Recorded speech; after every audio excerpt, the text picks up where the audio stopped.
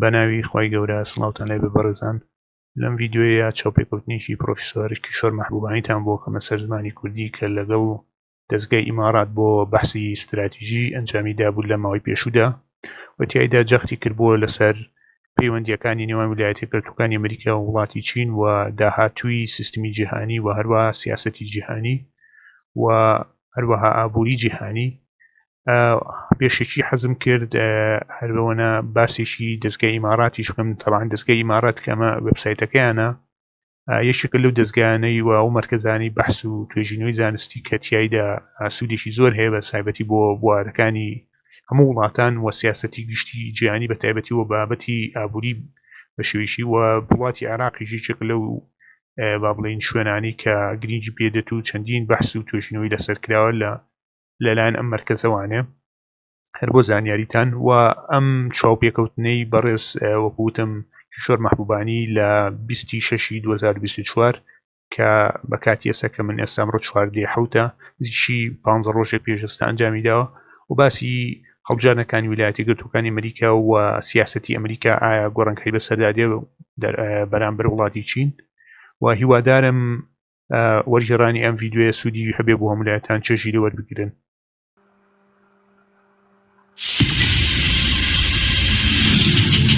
The relationship between the United States and China stands as one of the world's most pivotal and intricate diplomatic connections. Since 1972, these two superpowers have navigated through periods of tensions, escalations, and cooperation. They have grappled with issues spanning trade, national security, human rights, climate change, and the status of Taiwan. As the world closely monitors the American elections, speculation is rife regarding the potential return of Donald Trump to the White House or the continuation of Joe Biden's administration for another 4 years. However, paramount among these concerns is the nature and depth of engagement between the United States and China, with ramifications that extend across the global economy and security landscape.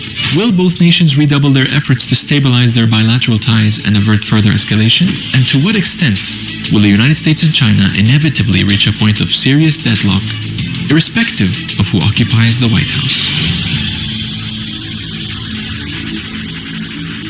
Your Excellencies, distinguished guests, ladies and gentlemen, good evening. On behalf of His Excellency Dr. Sultan Naimi, Director General of the Emirates Center for Strategic Studies and Research, we are delighted to welcome you all at this distinguished evening. I'm Abed Zaabi, Sector Director for Strategic Studies and Research, and I'm honored to be moderating this lecture, which is actually more as a conversation than a lecture. In an era defined by geopolitical complexities and shifting power dynamics, few topics are as relevant as the evolving relationship between US and China. To shed some light on these significant relations and dynamics, we are privileged to hear from Professor Kishōr Mahbubani, who is a distinguished fellow at Asia Research Institute at the National University in Singapore, as he will explore the prospects for US-China relations following the 2024 US election. Professor Mahbubani is a former Singapore diplomat who has dedicated 5 decades of his life to public service. He has held positions in several globally significant committees. He was the founding chairman of the nominating committee of the Lee Kuan Yew World City Prize from 2009 to 2019. He has participated in the annual meetings of the World Economic Forum in Davos 20 times, while also serving in several World Economic Forum committees. Professor Mahbubani published 9 books, among them his latest books, Has China Won? And the Asian 21st Century, which were released in 2020 and 2022. Before we move to Professor Mahbubani, the format of our conversation will be, as at the beginning, I will pose some question of my own, and then I will open the floor for the audience to participate or in order to ask questions or have comments. Professor, firstly, it's a great pleasure to have you here with us tonight. I want to start our conversation by asking the following. With the upcoming US election by the end of this year, are we expected to witness a real potential change in the US foreign policy towards China? Isn't it a state policy, or it's a policy related to the president himself? Well, the answer I'm going to give you is a very paradoxical one. On the one hand, the outcome of the elections could change nothing. On the other hand, it could change everything. So why do I give this paradoxical answer? Because it's very, very clear that even though the United States, as we all know today, is a deeply divided society where Americans cannot agree on anything, there's only one thing they agree on: it's time to stop China. So regardless of who's the president, the mission to stop China will continue. And that policy has become deeply embedded in both the establishment, the society, and everyone seems to agree that this is the time for United States to stop China. But at the same time, the reason why I say it could change everything is that if Trump wins, which is certainly possible, I think you can never tell what Trump is going to do. He could go to either extreme, right? Certainly he'll carry on the contest against China. There's no question about that at all. But how? And he could make things a lot worse. Much, much worse. So therefore, we have to prepare ourselves for all possibilities. Certainly, if you come from small states like UAE or Singapore, as I do, you have to recognize that we, whether we like it or not, are now witnessing the largest geopolitical contest ever seen in human history. And I say the largest geopolitical contest because we've never had powers of the size and scale of the United States today and China going head to head. And because this is such an immense geopolitical contest, it will rock the world and it will affect all of us, no matter what we do, no matter where we live. And that's why we need to understand this, and that's why I think it's very timely that you're having this dialogue here in UAE now. That's right. So you said that all the Americans agree on one thing, which is like to stop China. So does that mean like the US has like a strategy or a grand strategy to stop China, or it's like more related to each president and his way of dealing with China? Well, I'm glad you used the words grand strategy, because when I was writing my book, Has China Won, I had the privilege of having a very long one-on-one lunch with someone who was then clearly America's greatest living strategic thinker, Henry Kissinger. It was a long lunch, hour and a half, 2 hours. And at the end of the lunch, when I went back, I asked myself, what was the message that Henry Kissinger was trying to give to me at this one-on-one lunch? And it became clear to me after I reflected on my conversation with him that the message he was telling me was that the biggest strategic mistake that the United States is making in this contest against China is that it has launched this contest without a strategy. I thought, gosh, that's a very profound thing to say. So I had to write to him.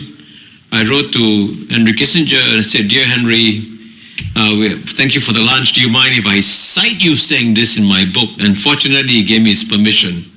So the fact that someone as senior and as well informed as Henry Kissinger can say that there's no strategy is a very important point. And it's also confirmed by the evidence, right?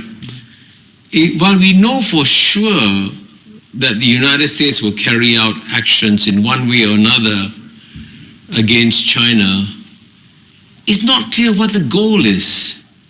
I mean, is the goal to stop China's economic development? It cannot be done. Is the goal to overthrow the Chinese Communist Party? It cannot be done.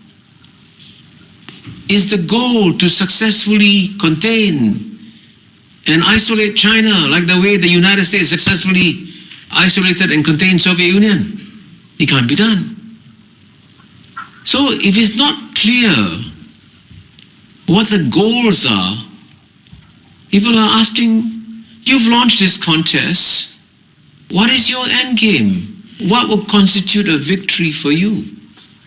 And as you know, that has never been spelled out by anybody. Except once, I think President Joe Biden in passing mentioned, saying the Chinese aim to become number one, and he said, it ain't gonna happen on my watch. So basically what he's saying, I will not allow Chinese economy to overtake the US economy while I'm still president.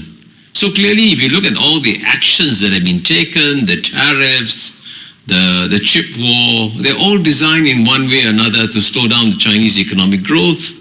Because I think the United States has made, in some ways, a rational calculation that if and when the Chinese economy becomes number one, everything changes.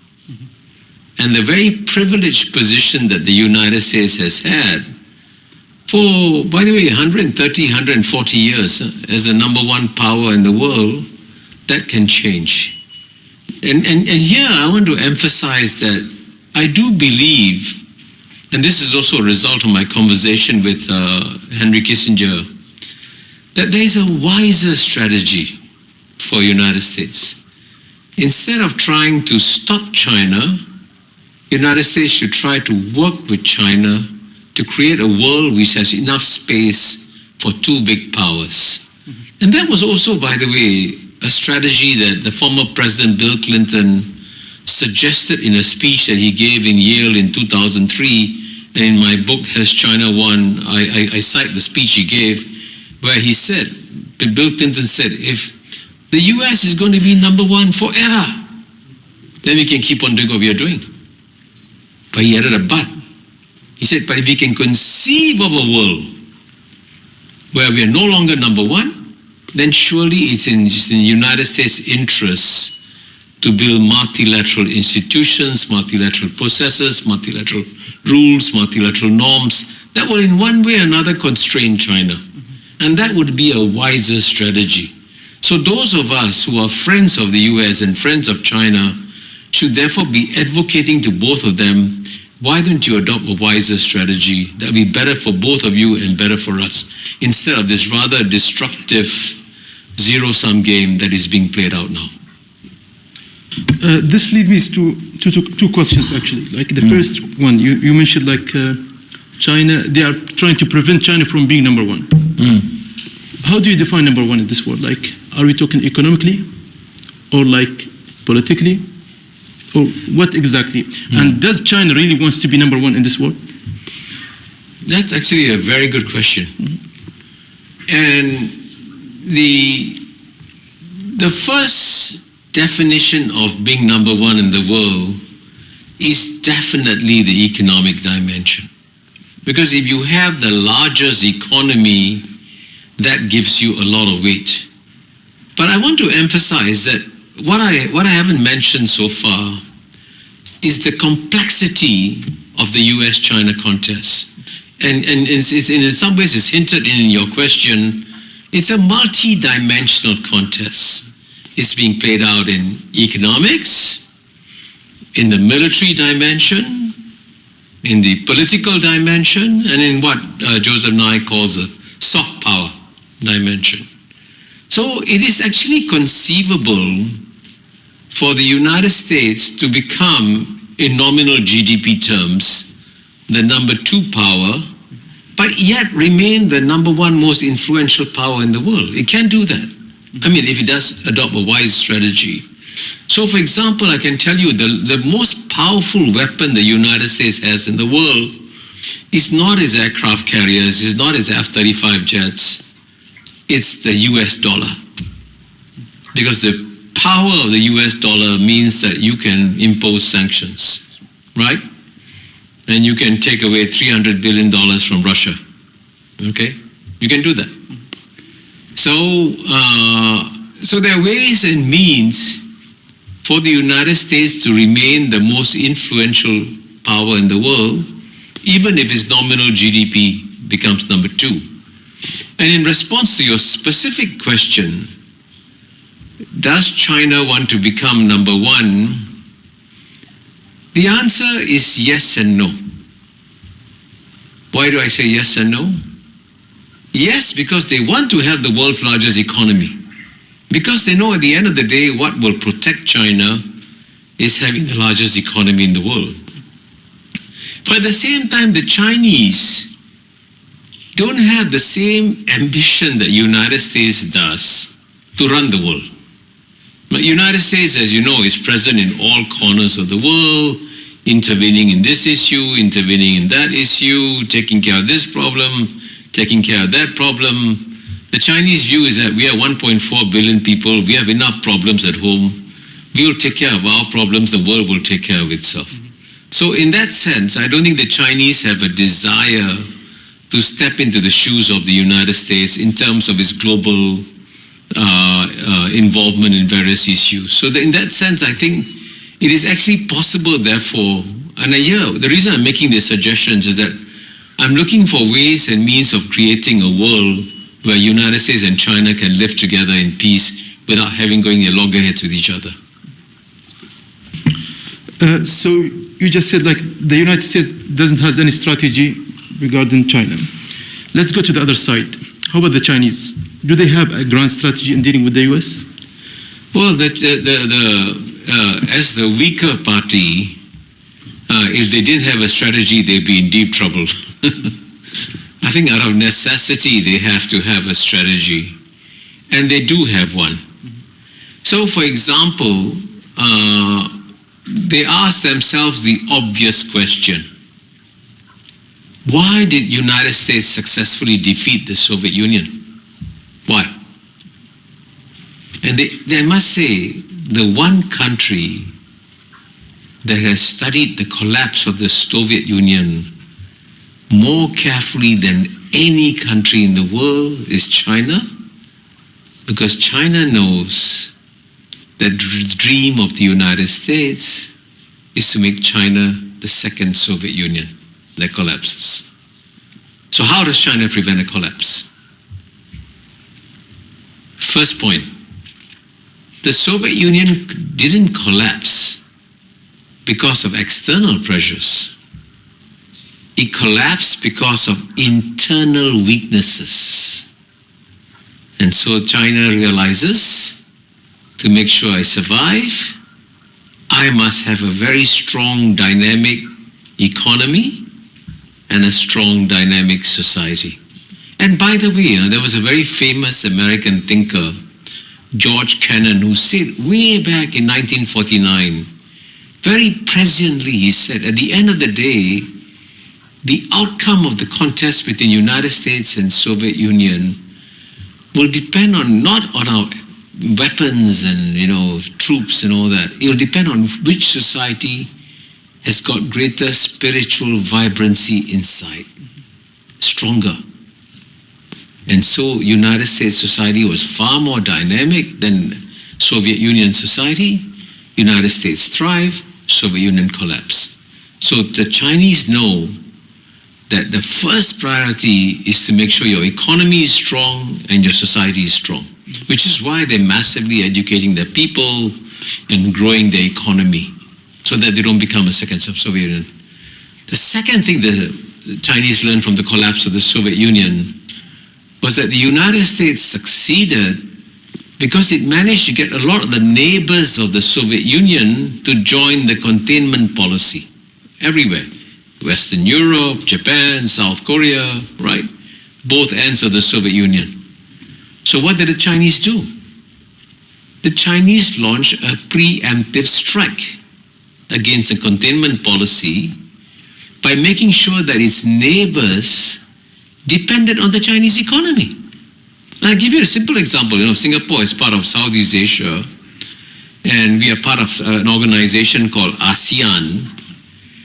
And ASEAN started as a pro-American organization, okay?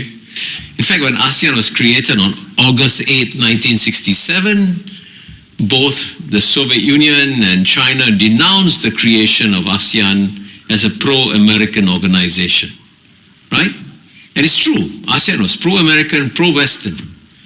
And what was stunning was that even though ASEAN was pro-American, pro-Western, and we had longer dialogues with United States, European Union, Australia, Japan, everybody, none of our Western friends proposed a free trade agreement to ASEAN. The first country to propose a free trade agreement to ASEAN was China in 2001. And the impact of that China-ASEAN agreement was phenomenal. Because in the year 2000, and that's when China proposed the free trade agreement, ASEAN's trade with the United States was $135 billion, and our trade with China was only $40 billion. So US trade was, more than 3.5 times what China's trade with ASEAN was. But as a result of the free trade agreement, by 2022, even though ASEAN's trade with United States has gone from 135 to 450, 500 billion, an increase of over 3 times, China's trade with ASEAN went from $40 billion to $975 billion, almost $1 trillion. The world's largest trading relationship in 2022. So that was then there's no way ASEAN can join a containment policy against its largest trading partner, right? It's crazy. So that's how, that's part of the Chinese strategy. And I mentioned a third one very quickly. You take the Belt and Road Initiative that China has launched, building infrastructure in all corners of the world. What does that mean? Every country in the world says, oh, this infrastructure is good. I need Chinese fast trains, I need Chinese highways. And then would you join a containment policy? You won't. So it shows you that they have systematically worked out a grand strategy. But at the same time, I can tell you that the Chinese also have a lot of respect for the United States. They understand that the United States as a power is a remarkable power. And so their challenge is, even with all this strategy, they cannot underestimate what the United States can eventually do. That's interesting. Professor, you have mentioned before, and even we were having a discussion earlier today, that the US has 10 years to counter the rise of China. Why specifically 10 years? Well, I think it's all a matter of mathematics. And if the Chinese economy keeps growing, right, at 5% a year over 10 years, and I don't have the maths off the top of my head, even if it doesn't overtake, it comes very, very close. And the bigger China gets, the harder it is to stop it. And it's quite clear that the Chinese have been quite ingenious in creating a long-term manufacturing strategy for China. And that manufacturing capability of China is now indispensable to the rest of the world. I mean, all of you, if you open your kitchen cupboards or whatever it is, take out the products. See how many of the components in any of the products came from China. Just check. You'll be amazed. This is not by accident. China wants to create deep dependence on China's manufacturing sector. And incidentally, even 5 years ago, if you had asked anybody, could China ever join the competition for cars? He would say, no way, the Germans are so far ahead, Japanese are so far ahead, Koreans are far ahead, even the Americans are far ahead. But you know what, today, the Chinese have started from scratch, created an electric vehicle EV industry that is now frightening the pants of all car makers all over the world. Because the Chinese manufacturing ecosystem on EVs is so amazing, right? And even Elon Musk at first dismissed it. Now he wouldn't dare to dismiss it. But did this EV challenge from China emerge by accident? No. It is part of the long-term strategy, right? And 5 years from now, all over the world, you see Chinese EVs. So as the world transforms and becomes more dependent on China, it narrows the options for the United States. I mean, quite naturally. Which is why there is in Washington, D.C., a very strong sense of urgency. And by the way, if you look at what some of the people who, some of the Americans, I can give you names, Robert Lighthizer, Matt Pottinger, they'll be coming back to advise Trump. They are the ones who are saying, hurry up, we've got to act fast. So the sense of urgency in Washington, D.C. is very real. And so this leads me to the next question, like what are the measures that the U.S. could take in order to counter the rise of China? And is this measures going to differ from Biden to Trump? Well, I think the best answer to your question, what should the United States do, was given by George Kennan in the remark I quoted earlier in 1949, where he said at the end of the day, the outcome of the contest will depend on which country's domestic society is stronger. And here, the challenge for the United States today, sadly, is that it has become a deeply divided society, right? And in my book, as you know, Has China Won, in chapter 7, I provide lots of empirical data, but taken from American scholars, by the way.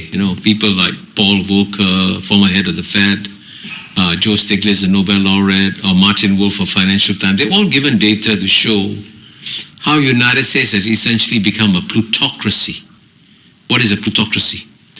A plutocracy is a society where public policy decisions are made not to benefit the majority at the bottom, but the top 1%, 2%. That's what and by the way, whatever I'm saying is not original from me. American scholars have saying all this. I'm just repeating what American scholars are saying. And the reason why it looks as though Trump is going to get elected is that the bottom 50% in America, the data shows this, haven't seen an improvement in their standard of living for 30, 40 years. In fact, the American middle class has diminished, significantly. So, therefore, if the United States wants to win the contest against China, it should rebuild the strength of its domestic society. That should be its priority. Because at the end of the day, like in any athletic contest, right? You're better off trying to win by running faster rather than trying to kneecap your opponent. And that should be the best thing that United States can do. So, but changing United States society and taking care of plutocracy is going to be a major challenge. And that has to be the answer of the United States. That's very informative. Let's talk about the elections and the U.S. elections. And before we ask about that, we always when we discuss the upcoming U.S. elections, we only talk about either Biden or Trump.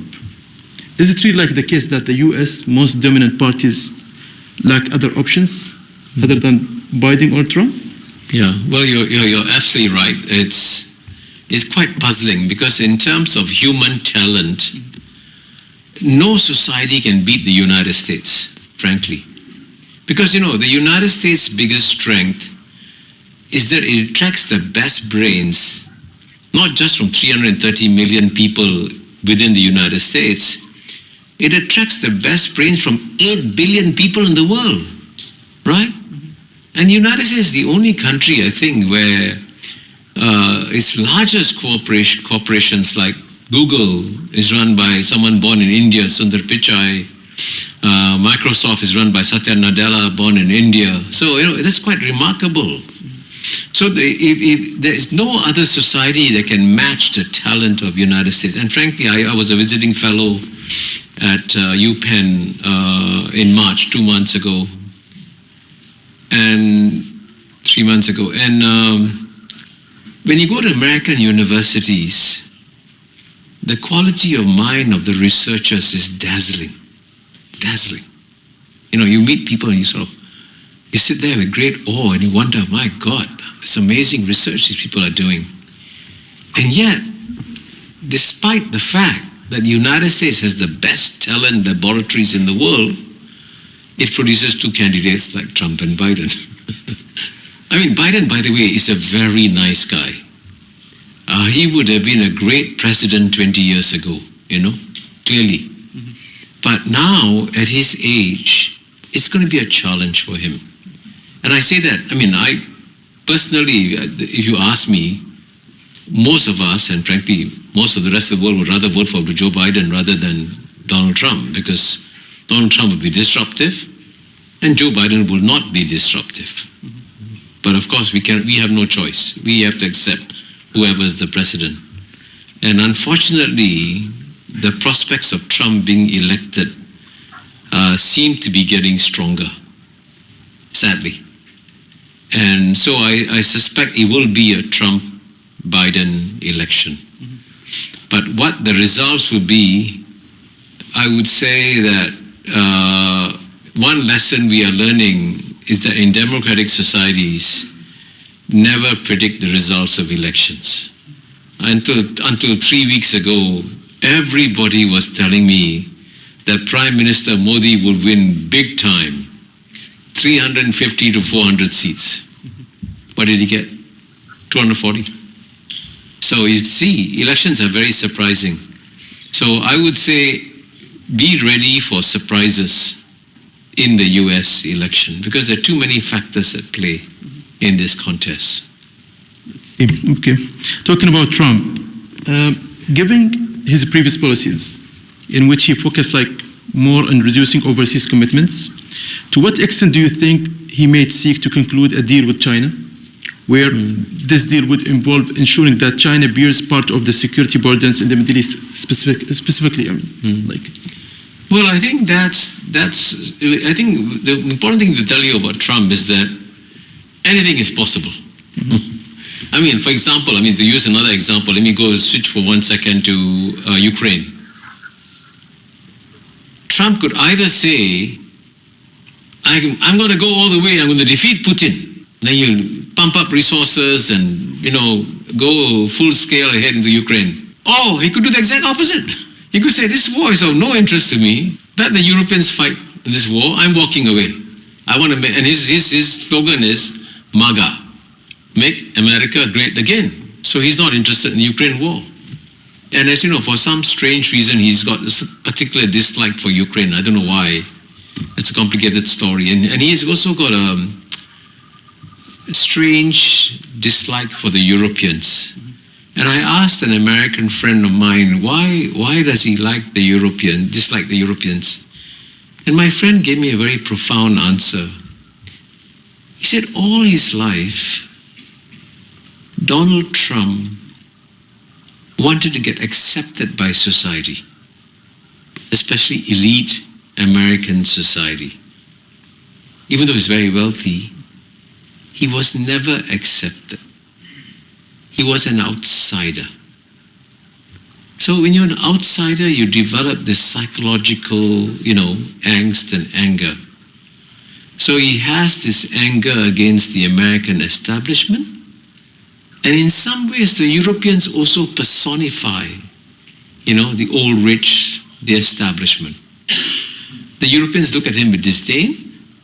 So he said, okay, now I'll teach you who's boss. right? So there is a very complicated relationship within Trump and the Europeans. So on Ukraine, he could do either thing. And similarly, on China, he could do either way. But I think on China, Donald Trump has bought the main thesis that the United States cannot allow China to become number one. So he might possibly make a deal, but I think the Chinese are not counting on it. The Chinese have to get ready for a more aggressive president. But again, having said that, the only thing you must know about Donald Trump is that he can do anything. Because when Donald Trump wakes up, actually he cannot predict what he's going to do in the rest of the day. He may change his mind in the course of the day. Thank you, Professor. And before we conclude, Professor, please, you have 1 minute only. If you have any final thoughts or insights, only 1 minute. So. In 1 minute, I can promise you that you will not be bored in the next 10 years. The US-China contest will accelerate, and get ready, you'll watch the greatest show in human history. Good to know that. Thank you. At the end of this truly compelling session and very informative, we would like to thank you, Professor, for offering this very insightful and unique perspectives on this vital topic, the prospects of the US-China relations following the 2024 elections. And we also thank you, our esteemed audience, for your participations. And we look forward to welcoming you all again into our next discussion and lectures. Thank you.